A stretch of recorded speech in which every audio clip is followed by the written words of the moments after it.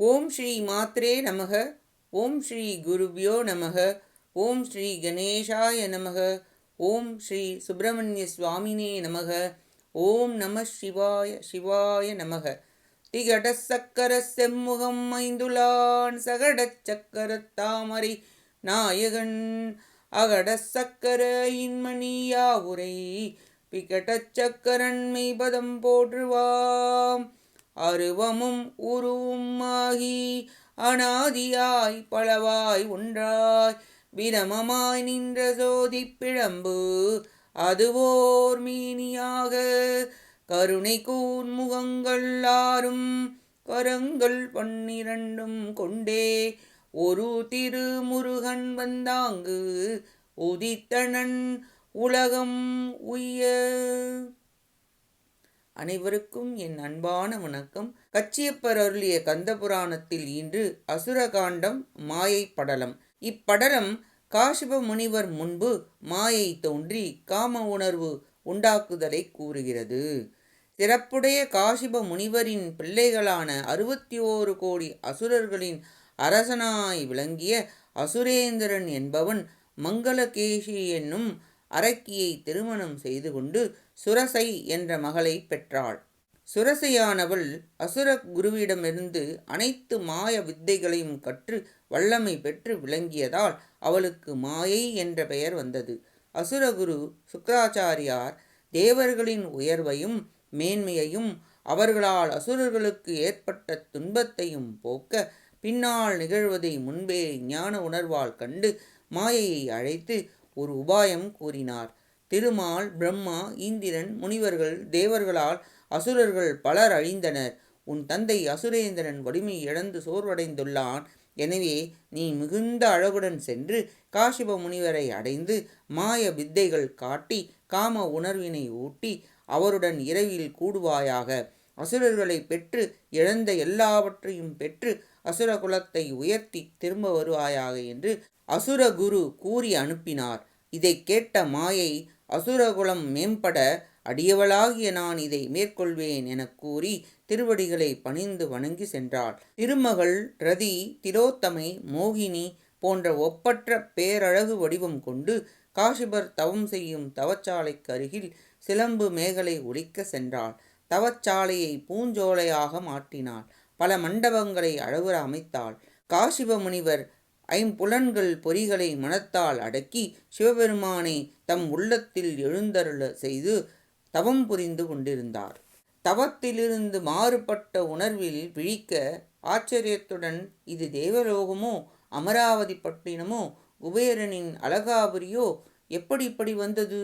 காரணம் அறியாமல் எதுவாகினும் அது நல்லதே என நினைத்து தவத்தில் மீண்டும் ஆழ்ந்தார்.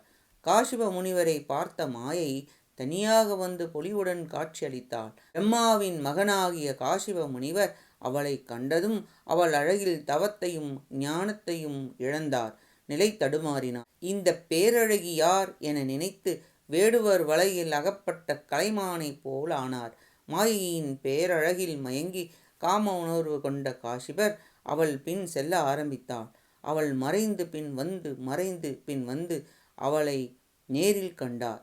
கண் அழகையும் உடல் அழகையும் பார்த்து பல வகையில் அவளை பாராட்டினார். முழு உடலையும் வர்ணிக்க ஆரம்பித்தாள். அவள் அழகில் மயங்கி மனம் பிதற்றினார். அவள் அருகில் சென்று உன் பெயர் குலம் யாது? வாழும் இடம் யாது? உன்னை பெற்றவர்கள் யார் என கேட்க அவள் பதில் கூற ஆரம்பித்தாள். தாங்களோ தவசி, என்னிடம் இப்படி பேசலாமோ? நான் தனித்து இங்கு வந்த இளம் பருவ பெண் என்றதும் காசிபர், பெண்ணே, நான் அளவற்ற தவங்களை செய்து இவ்வுலகில் உள்ள அனைத்தையும் பெறுவதற்கு வல்லவன். என் தவ வலிமையால்தான் உன்னை பார்க்க நீ வந்துள்ளாய். நான் பிரம்மாவின் மகன். முக்தி பெறும் பொருட்டு தவம் செய்தேன். உன்னை அடைவதே முக்தி போல் உள்ளது. எனக்கு அருளவே நீ வந்தாய் என்றார். அவளோ, நான் வடக்கு திசையில் உள்ளவள். மேருமலையின் தெற்கு பக்கம் கங்கை ஆற்றின் கரையில் இருந்து அரியதொரு பயனை பெற விரும்பி நினைத்து இங்கு வந்தேன் என்றாள் மாயை. 7 நதிகளையும் அனைத்தையும் இங்கு ஒரு இமைப்பொழுதில் வரவழைப்பேன். தேவர்களின் அனைத்து செல்வத்தையும் வரவழைப்பேன் என்றார் காசிபர். நீ எப்பொருளை விரும்பினாலும் அதை நான் உடன் தந்து நிறைவேற்றுவேன் என்றார். நான் தனித்திருக்கிறேன் என்று இவ்வாறெல்லாம் பேசலாமோ என்றாள் மாயை. நீங்கள் தவம் செய்யுங்கள், நான் செல்கிறேன் என்று கூறி மறைந்தாள் மாயை. அவர் அங்கும் இங்கும் தேடி அலைந்தார். அதை மறைந்து பார்த்து மகிழ்ந்தாள் மாயை. இவ்வாறாக இன்று காசிபர் தவத்தை கலைத்து மாயா மோகத்தை ஏற்படுத்தி மறைந்தாள் எனக் கூறி மாயை படலம் நிறைவடைகிறது. அடுத்த பதிவில் காசிபன் புலம்புறு படலம் பற்றி பார்ப்போம். கேட்ட அனைத்து நல்லுள்ளங்களுக்கும் நன்றியும் வணக்கமும் கூறி விடைபெறுகிறேன். மூவிரு முகங்கள் போற்றி முகம்பொழி கருணை போற்றி ஏவரும் துதிக்க நின்ற ஈராறு தோள்கள் போற்றி காஞ்சி மாவடி வைகும் செவ்வேள் மலரடி போற்றி அண்ணான் சேவலும் மயிலும் போற்றி திருக்கைவேல் போற்றி போற்றி. ஆறிரு தடந்தோள் வாழ்க ஆறுமுகம் வாழ்க வெப்பை கூறுசை தனிவேல் வாழ்க குக்குடம் வாழ்க செவ்வேள் ஏரிய மஞ்சை வாழ்க யானை தன் அணங்கு வாழ்க மாறிலா வள்ளி வாழ்க வாழ்க சீரடியாரெல்லாம்.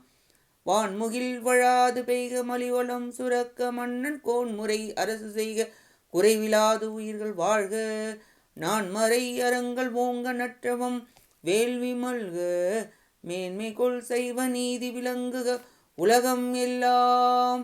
வெற்றிவேல் முருகனுக்கு அரோஹரா. காஞ்சி குமர ஓட்ட முருகனுக்கு அரோஹரா. நன்றி வணக்கம். வேலும் மயிலும் துணை. ஓம் சரவண பவ முருகா சரணம். திருச்சிற்றம்பலம்.